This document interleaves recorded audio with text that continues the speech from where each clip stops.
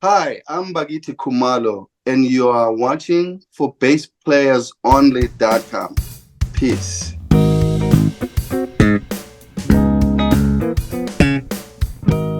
Hi, and welcome to ForBassPlayersOnly.com. I'm John Liebman, founder and first baseman.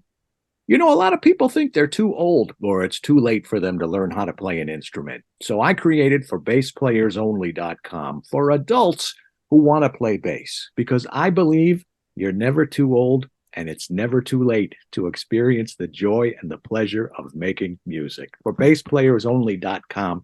Let's play bass. My guest this week needs no introduction, but I'm going to give him one anyway. Bakithi Kumalo, I think we've been friends for over 10 years now. He is the longtime bassist with Paul Simon. He's played on a number of Grammy-winning albums. When you listen to Paul's Graceland album, for example, that's Bakithi's bass playing you hear on Boy in the Bubble, Diamonds on the Soles of Her Shoes, and of course, You Can Call Me Al, and all the rest. Bakithi has also performed and or recorded with a diverse list of artists, everyone from Hugh Masekela, Joan Baez, Cyndi Lauper, Herbie Hancock, Grover Washington Jr., Stevie Wonder, John Legend, Gloria Estefan. The list just goes on and on. He's also released recordings of his own material as a leader, and personal thanks to you, he endorsed my latest Hal Leonard book, Funk Jazz Bass. So I appreciate that very much. I have had the pleasure of interviewing Bakithi several times. Response has always been great. No surprise. Hello, Bakithi, and welcome back to ForBassPlayersOnly.com. Oh my goodness, for bassplayersonly.com is my favorite. John, thank you, my friend. We've been friends for a long time, man. And but the story changes every year because, as we get up there, there's new stories. Yeah. So yeah, man, I'm just so glad and thank you for. It's always great to have you on. We've hung out in Nashville, we've hung out in California, we've hung out in Germany.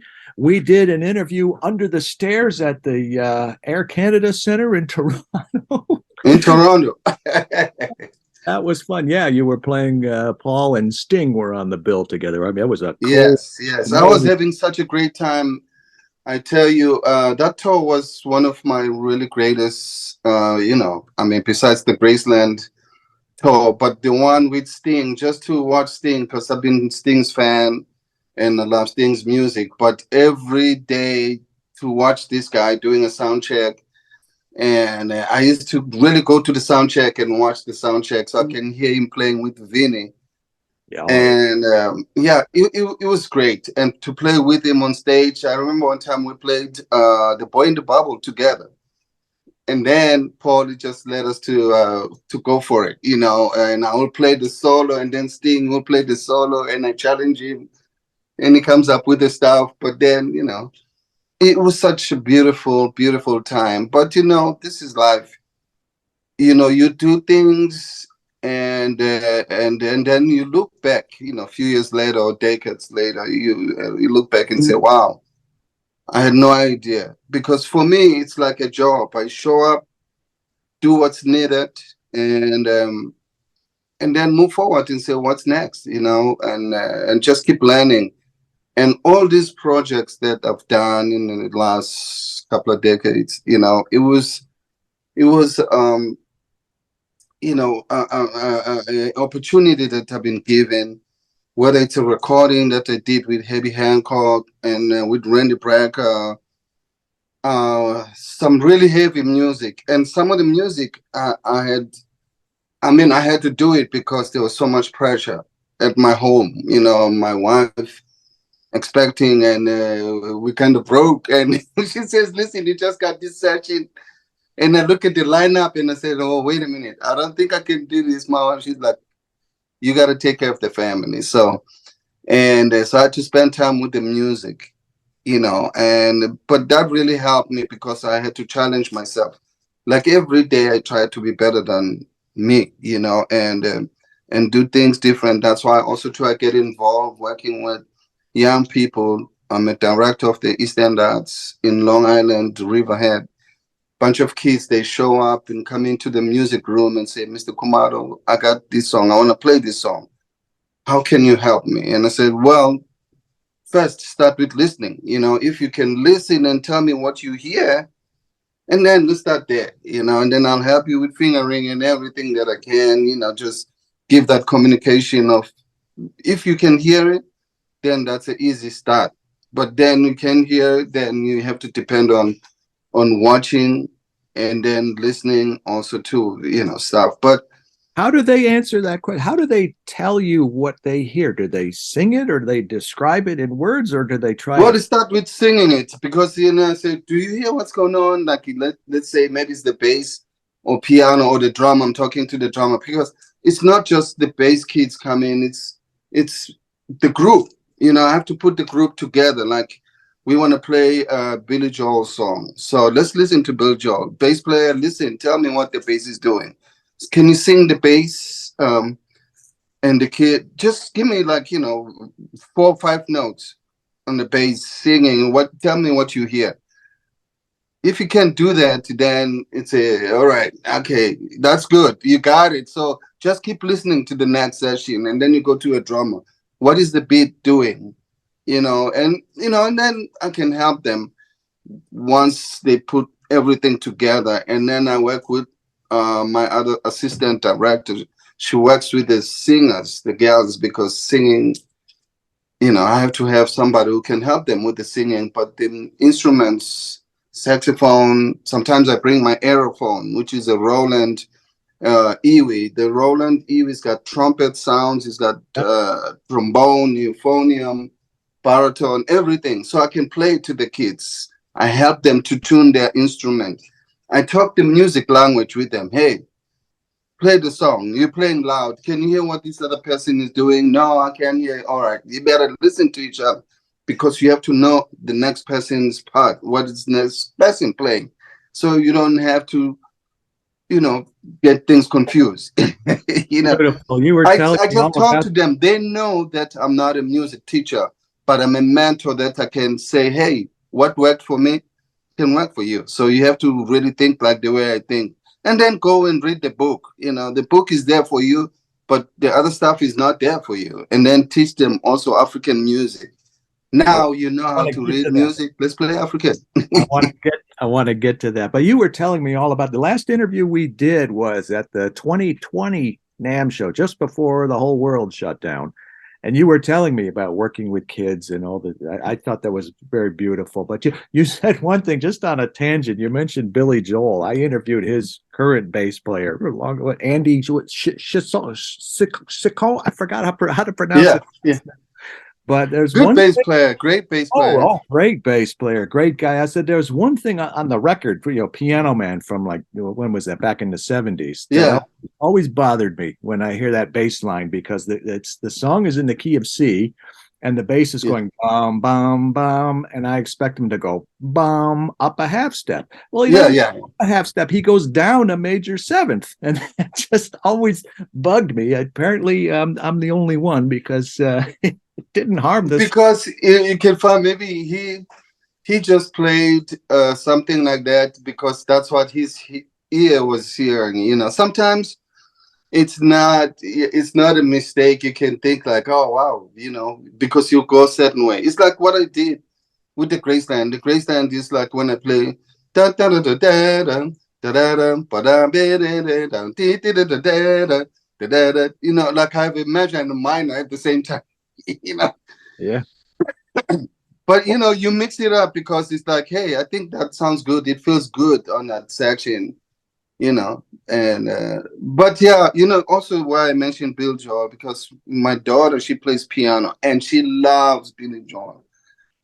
She went to see the concert this past Saturday, and then yesterday she was talking to me about the concert, and then the call rang and somebody was talking to me on the phone, and she got mad because she wanted for me to hear the story of Billy Joel, that the concert, and Steve Nicks was on the concert as well.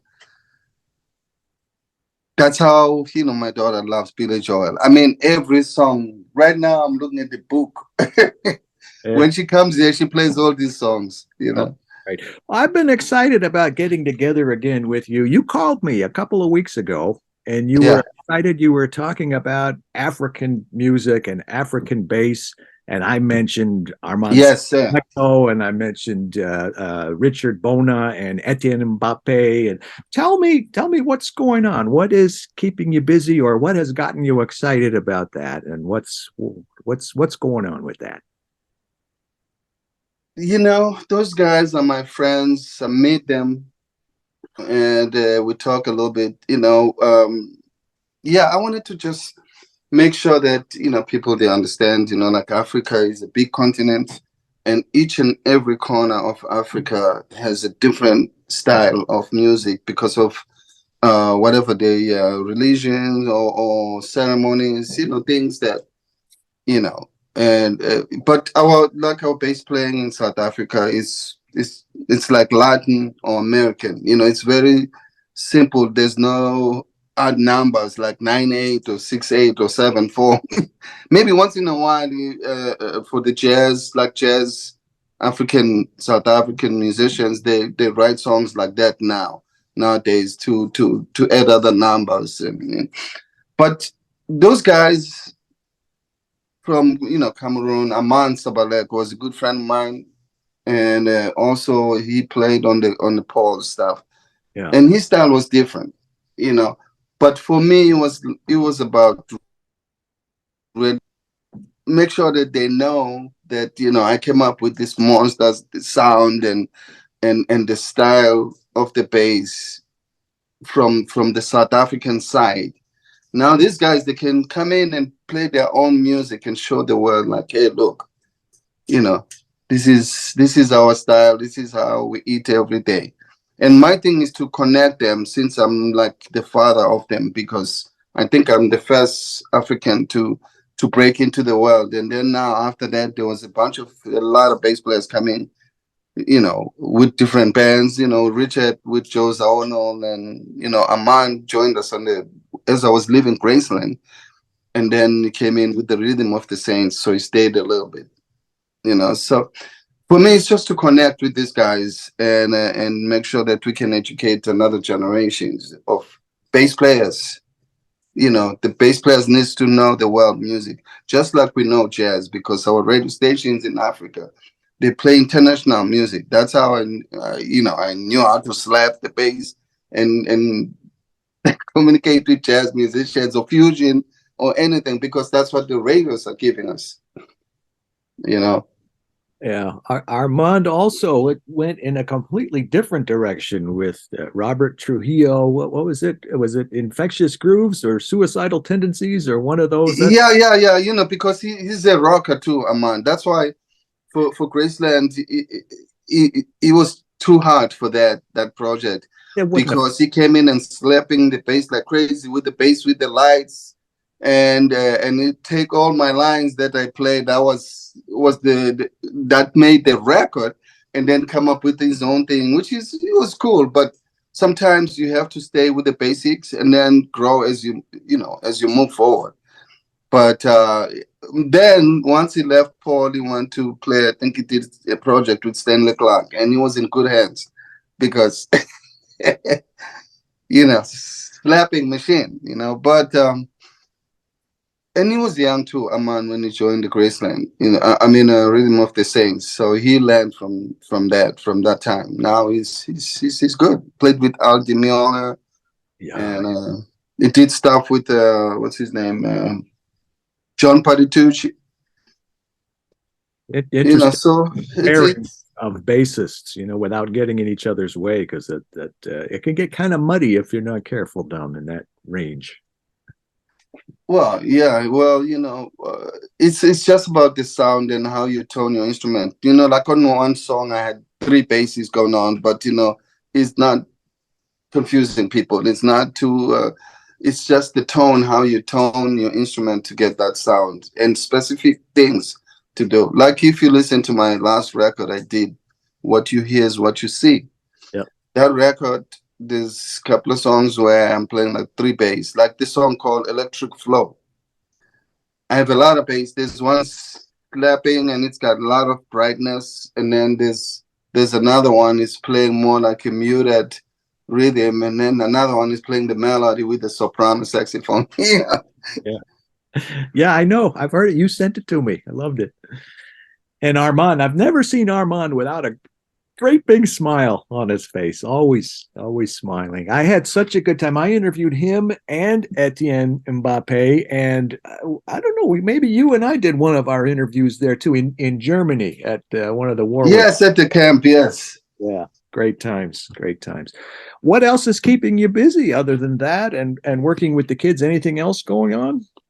Man, yeah, working with the kids, and then of course, playing with my band, the 10-piece Graceland from Philadelphia. It's called the Bakithi Kumalo's Graceland Experience. Why experience? Because everybody loves this music and everybody wants to play this music. And me being the person who played on the original, I'm still here. These guys can approach me, so I play with them and go play the songs with them, and people still dancing. And I love this music. That's the reason why I came here. So I play that, and we do some couple of shows, and then I have my What You Hear Is What You See project as well, like more like a small piece band, 6-piece.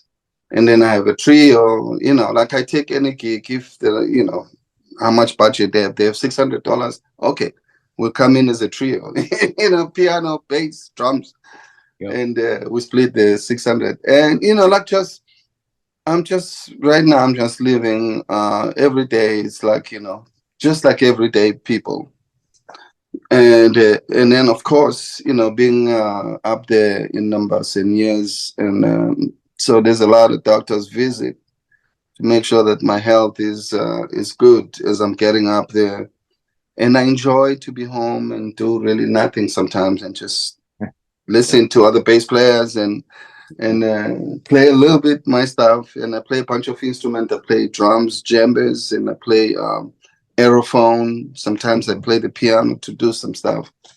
So I'm just really enjoying this moment that I never really had a great opportunity to do, because I was always traveling, staying in hotels. I come back home, and then my family, the direction is off. And but this time I've been home since after the final tour with Paul, scrambling like everybody, but at the same time enjoying to be home. Cutting the grass. Right now the leaves are coming down like crazy, and I gotta at some point go blow the leaves. My favorite. And Tell put me about, furniture stuff from outside to inside. yeah, Way. I hear you. You know the deal. You live in the East Coast where it's cold and snowy, right? Yeah, no, I'm in Michigan. Oh, Michigan, yeah. We get our share of cold and snow. Hey, tell me about your gear. You still playing NS Design, I assume? I love NS Design. The big bass is yeah, it's good. But I just hope someday that they can improve the clay part, because sometimes it's just uncomfortable when you wanna play. I don't know how it can be changed to keep it steady so that you're not moving too much. But I'm loving it. So I play the NS Design, and I tried different things. I've been playing keys or basses, trying to find the sound. And at this point, I just play anything that it sounds good for me. Some of them it doesn't have to be in pictures and film. I can record with it, because it's really hard to say, oh, I'm stuck with this instrument. Except my one that I have my name in it, signature color. That's my love, man. That's my bass. I play that most of the time, a lot of time. Practice with it, and of course, playing the other basses on the gig. Depends what feels good and what kind of music the bass can handle. Because some of them, they have different necks, in maple, rosewood, and some of them they cannot handle the outside or the bad weather, like hot humidity or cold. So I feel like, okay, I want to have that good sound. Which bass I'm taking? I have a lot of them, but there's very special ones. And you were playing La Bella strings for a long time. You still with them? I played La Bella. Actually, no, actually, before when I came here, I play DR strings because Mark Dronge, a good friend of mine, Yeah.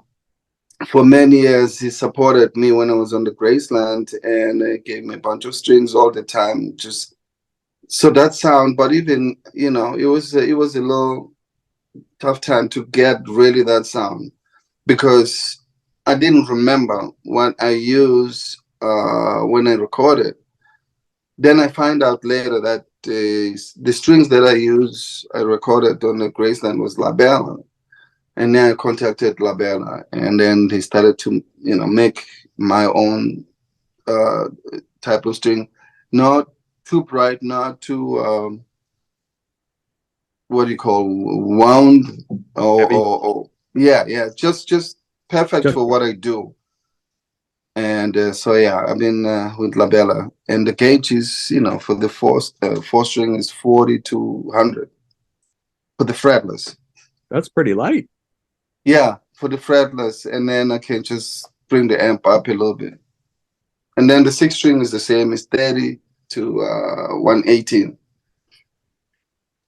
I want to ask you about playing bass and learning bass. For Bass Players Only, as you know, is a bass instruction site. And I've got people from pretty much all 50 states now and about 50, 60 countries worldwide coming to For Bass Players Only every day to learn how to play bass in the membership and my digital courses. And most of them, I think last time we talked about kids, but most of the people I'm attracting are in their 50s, 60s, 70s. I had a guy sign up the other day who's 83 years old. So they're not trying to be, they're not trying to make a career of it. They're not trying to set the world on fire. They want to play some classic rock riffs with their buddies or some blues shuffles or maybe a little walking bass. They just want to have fun. And a lot of times, as you mentioned, as we get older, sometimes things like arthritis and tendonitis and other things creep into our bodies. So I'm just telling you all that to give you a context. With all that in mind, what advice do you have for somebody like that who wants to learn bass? What do you think they should be thinking about? What's important for them to know? I would say go for it, go for it. Piano, anything that you can play that's going to make your fingers moving, it's important. It's a therapy. You might be, we call it music because you get paid for doing it, but you don't have to think, the way we think as musicians because it's a job for me, for you. But, just, yeah, keep playing. Just go forward, play guitar, take your time, don't get frustrated. Just stay with it. Stay with it, and then meet up with somebody who knows how to play, and then see how the person is doing it, and get your hands moving.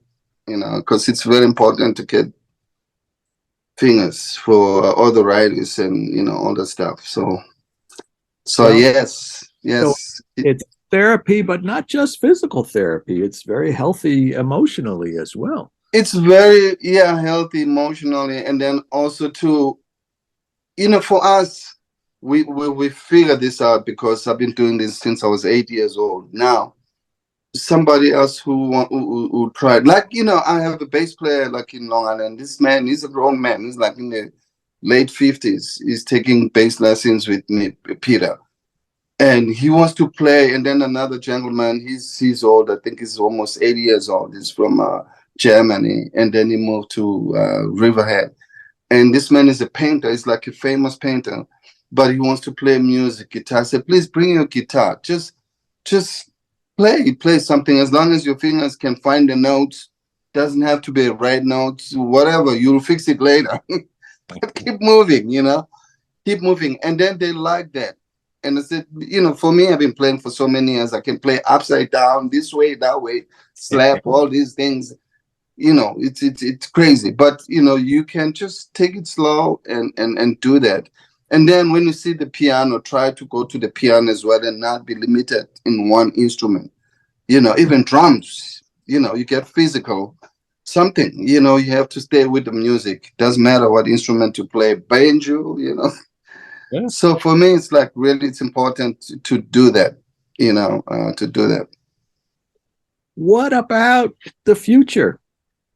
What else? Is there anything that you always wanted to do that you haven't gotten around to yet? Or do you have something planned, or you're just going to take it as it comes? Oh, the future. I'm just hoping someday I can win lottery. So I can buy the village. Listen, John, I'm about everything that I've done it and I moved on. And it's like, what? It's I can't just hold on like, old stuff and say, yes, you know, I want more. And then the more I see other struggle from other people, like especially from where I came from, I always remember where I came from because it was not an easy ride. But for me, I had to really use my head to say, listen, don't think people in power they're gonna help you. They didn't help my grandmother and my grandfather, and they didn't help my mother and my father. They didn't help my uncle.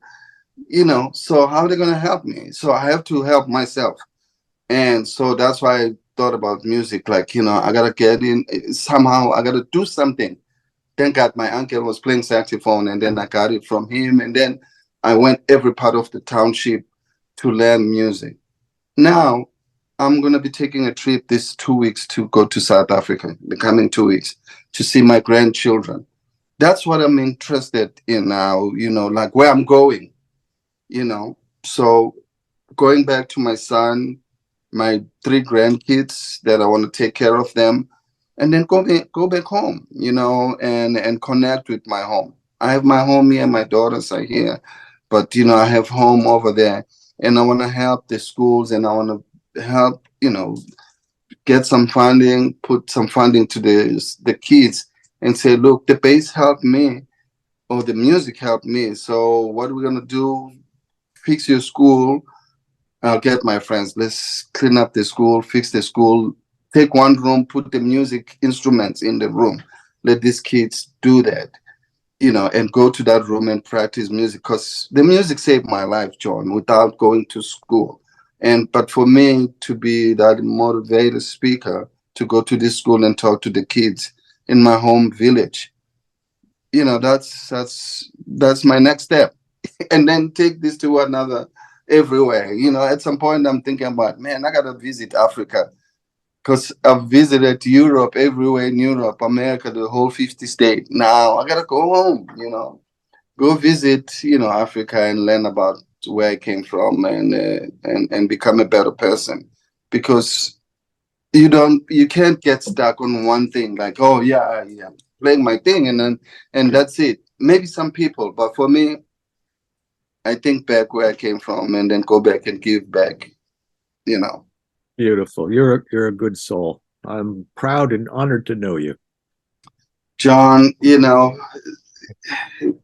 my friend, we've been friends, and your son and your dad, my friend, we family. We talk about life. Life. Music. It's just like a icing on a cake. I'm grateful that I know how to listen and play, even though I'm still not quite good like most bass players. But I can feed my family. Uh, I have one last question for you. Yes. Yeah. You mentioned Paul and you mentioned the farewell tour. And how many bands, how many artists have announced a farewell tour and then ended up doing another one after? Was it really a farewell tour? Do you think you think Paul's gonna go out again? I don't know. That I don't know. You can sometimes because it's not really because it's the times, the age. As you go every year, the numbers adds up. So, but you still do what you've been doing the past years, and you're moving forward. So you can still visit those people and say, hey, wait a minute, maybe not big stadiums or something like that, could be something. I don't know. doesn't have to be the same, because maybe like the project I was in, it was a project that needed to be done because we did a recording, and then you go on tour, and then another project. That energy was still going and flowing, but now after that last final tour, it was a tour that everybody's grateful. We shook hands and hug everybody. If something else comes up, maybe a function for a party or a friend who has the money, right now I wait for that gig and hope he'll call me. But at this point, I don't know if you've been watching the news, and because he's all over the tube now, Paul, and talking about his health. But I mean, I can't say that about what he's going through stuff. He's saying that himself, and some stuff he wrote the books about it. And he just finished this record. I don't know if you've had this record, 7 songs. No. My friend, you are way behind. Usually I hear from record companies and artist reps all the time. I don't know. I guess that one slipped. No, yeah, it's on internet. If you Google, the stuff, it's called Paul Simon 7 songs. All right. It's like one big piece of music. It's not like you play the track and then you're gonna play another one. It's just continuous. Then why is it called 7 songs if it's one song? Well, he says that on some Okay. stuff that he's been talking about it. I think the album was about. I don't know. I don't know. Well, do me a favor. If you come through my way again, give me a little more notice than you did last time. Remember, you called me, it was 7:45. You said, John, it's Bakithi. Oh, by the way, we're here with Paul Simon. You want to come to the show? And I went. I came. You came. I was so excited because I was looking at my phone while I was there. I finished my sound check. And I'm like, hey, wait a minute. I'm in Detroit. Who I know in Michigan? Then I call you, but Thank you. That was great. I didn't think before, but now I know that I have to say, hey, I'll be there in 3 weeks. That would be nice. Well, thank you so much. I always enjoy spending time with you, talking with you, and I was serious. It's a pleasure and an honor to have known you and to have been your friend. Well, John, thank you. And I know you've been doing such an amazing stuff with everything, and because you want the younger generation or the next generation as they move forward and playing better than us, but understand that the purpose of playing the bass. I'm trying to help the older generation too. That seems to be who I'm attracting. So there's no, everybody, but we got these younger people that now I complain when I get a gig and they pay me less. I said, no, I don't want to do that. We have some students that they finish college, they want gigs, pay them that kind of money, and I'd rather stay home and take pills and not do that stuff. But you've been doing an amazing job, and hopefully we'll get some other Africans and do some interview. I'll interview and you'll be there and support that. Yeah, that's been happening more and more. I've been on other podcasts, other interviews. It's quite a kick. Thank you. People, they should check out bassplayersonly.com for bassplayersonly.com. Thank you very much. And congratulations on all your success, and thank you for all the beautiful work that you do with the kids and all over the world and trying to pay it forward. That's just great. So you should. Thank you, sir. Like I said, I mean, I don't know what I'm doing, but I'm following my heart. Like I follow my heart to do this Graceland, and then now having daughters finish college and they're working. My heart just follow my heart. Your little daughters are finishing college already? I can't believe that. My daughter, my little one, my youngest daughter, she just finished the masters, the second time of college. Wow. She has masters now, and she's not done yet. She wants to go for doctorate or something. You should be very proud of both of them. Thank you. I am very proud. I am very proud. Every day I wake up and look at this beautiful home and look at my life and say, man, wow, wow. And this happened because of Paul. If it wasn't him, I don't know what I'd be doing. It's a great But and thank you again for joining me, and I look thank you, forward sir. to being in person with you sometime soon, maybe at a NAMM show or something like that, wherever it is. Next year, are you going? I am. I'm planning to go in January. So I'll see. I'm talking to my some of my sponsors, just few people that all right. yeah, I can visit them. Tell them I'm going to be there, so you have to be there. Yes. Thank you, Buck. You're watching for bassplayersonly.com. I'm John Liebman, founder and first baseman. A lot of people think they're too old, or can you move your hand, please? I'm still talking here, dude. Hey, Bakithi. I'm still talking. Oh, yeah. What was it, like the Gong Show, or like get the hook? A lot of people think they're too old or it's too late for them to learn how to play an instrument.